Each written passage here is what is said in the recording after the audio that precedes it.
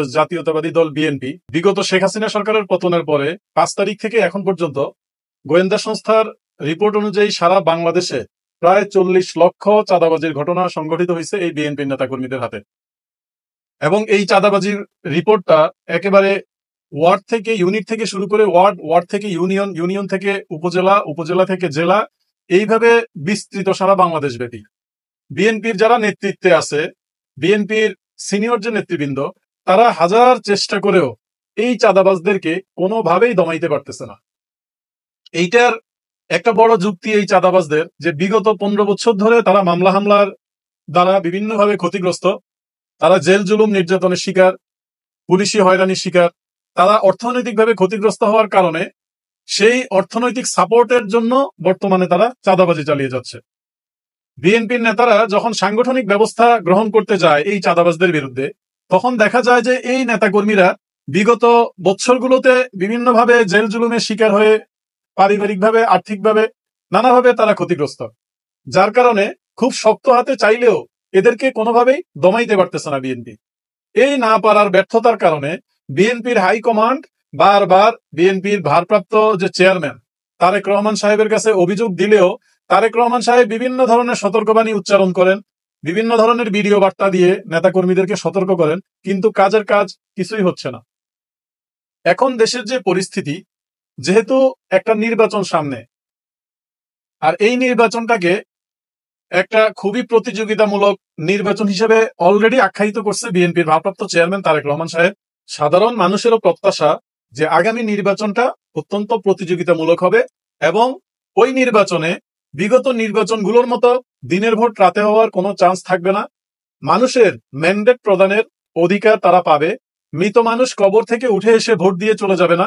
এই ন্যাক্কারজনক ঘটনাগুলোর পুনরাবৃত্তি হবে না বলেই সাধারণ মানুষের ধারণা। বিএনপির ভারপ্রাপ্ত চেয়ারম্যান সাহেব 5 তারিখের পর থেকেই নেতাকর্মীদেরকে বিভিন্নভাবে সতর্কবাণী দিচ্ছেন। এমনকি কিছু কিছু জায়গায় ওনার নাম ভাঙিয়ে চাঁদাবাজি করার কারণে উনি আইনগত স্টেপ নেওয়ার জন্য সেই অভিযোগকারীদেরকে উৎসাহ দিচ্ছেন এবং এই কিছু কিছু জায়গায় চাঁদাবাজদের বিরুদ্ধে টুকিটাকি কিছু মামলাও হয়েছে।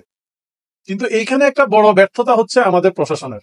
প্রশাসন মনে করতেছে যে আগামী নির্বাচনে যেহেতু আওয়ামী লীগ থাকতেছে না, বা তাদের ধারণা আওয়ামী লীগ থাকবে না, যেহেতু একটা পক্ষ আওয়ামী লীগকে নির্বাচন থেকে ফিরানোর জন্য প্রচেষ্টা চালাচ্ছে, অতএব প্রশাসন মনে করতেছে যেহেতু বিএনপির এখন পর্যন্ত বিএনপিরই নির্বাচনে জয়ী হয়ে ক্ষমতায় আসার সম্ভাবনা বেশি, অতএব এখন থেকেই এই প্রশাসন বিএনপির সাথে তাল মিলিয়ে বিএনপির এই চাঁদাবাজদেরকে কিন্তু প্রশ্রয় দিয়ে যাচ্ছে। বিভিন্ন জায়গায় পুলিশি সহায়তা চেয়েও সহযোগিতা পায় নাই, বাধ্য হয়ে তারা সেনাবাহিনীর দ্বারস্থ হয়েছে এবং কিছু কিছু জায়গায় সেনাবাহিনীর সহযোগিতায় 2-4 জন চাঁদাবাজকে ধরে থানায় হস্তান্তর করলেও স্থানীয় বিএনপির নেতাদের হস্তক্ষেপে আবার তাদেরকে সেখান থেকে ছাড়িয়ে আনা হয়েছে। সারা বাংলাদেশের মতো ঢাকা শহর সহ চিটং, অন্যান্য যে উপজেলা জেলাগুলো এবং যে বিভাগীয় শহরগুলো, প্রত্যেকটা জায়গায় একই রকম চাঁদাবাজির ঘটনা সংঘটিত হয়ে যাচ্ছে।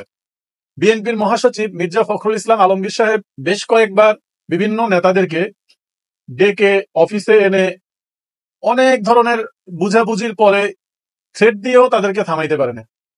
বিএনপির যে দপ্তরের দায়িত্বপ্রাপ্ত নেতা রিজভী আহমেদ, উনিও অনেক চেষ্টা করছে এই চাঁদাবাজদেরকে দমনের জন্য। তারেক রহমান সাহেবের নির্দেশনা অনুযায়ী কিছু কিছু জায়গায় সাংগঠনিক ব্যবস্থাও নেওয়া হয়েছে, কিন্তু তাতে করেও এই চাঁদাবাজদেরকে কোনোভাবেই দমন করা যায় না।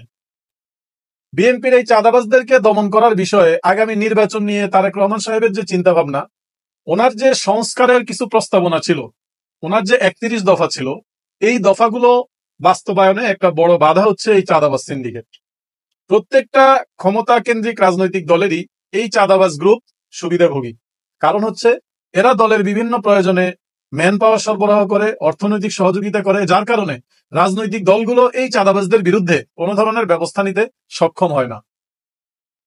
এই রাজনৈতিক চাঁদাবাজদেরকে দমনের স্লোগান দিয়ে, রাজনৈতিক পরিবর্তনের স্লোগান দিয়ে, নতুন রাজনৈতিক বন্দোবস্তের স্লোগান দিয়ে একটা আন্দোলন সংগঠিত হলেও আমরা দেখতে পেলাম 5 তারিখের পরে সেই আন্দোলনকারীরাই আবার এই চাঁদাবাজদের থেকে ডোনেশন নিয়ে তারা তাদের রাজনৈতিক প্রসার বিস্তার, রাজনৈতিক দলের প্রসারের জন্য তারা দেশব্যাপী বিভিন্ন ধরনের গাড়ি বহর নিয়ে গণসংযোগ সহ একই ধাঁচের রাজনৈতিক প্রক্রিয়ায় অগ্রসর হচ্ছে। অথচ পরিবর্তনের দোহাই দিয়ে যে আন্দোলন, এই আন্দোলনে শত শত মানুষ জীবন দিয়েছিল শুধুমাত্র এই চাঁদাবাজ সিন্ডিকেট সহ দেশে যারা ঘুষ বাণিজ্য দুর্নীতির সাথে জড়িত তাদেরকে দমিয়ে একটা সুন্দর সুশাসন নিশ্চিত করার যে বক্তব্য ছিল সেই বক্তব্যকে উৎসাহিত দেওয়ার জন্যই সাধারণ মানুষের আন্দোলনের সাথে সক্রিয় ছিল। কিন্তু মানুষকে ধোঁকা দিয়ে এই আন্দোলনটাকে একটা রাজনৈতিক লেবাস দিয়ে, একটা রাজনৈতিক রূপ দিয়ে একই ধাঁচের রাজনীতিতে সেই আন্দোলনকারীরাও সক্রিয় হয়ে গেছে। বিএনপির চাঁদাবাজি দমনে সরকার ব্যর্থ এই কারণেই, সরকার এই বিএনপির বিরুদ্ধে শক্ত হাতে কোনো ব্যবস্থা নিতে পারতেছে না। কারণ কি?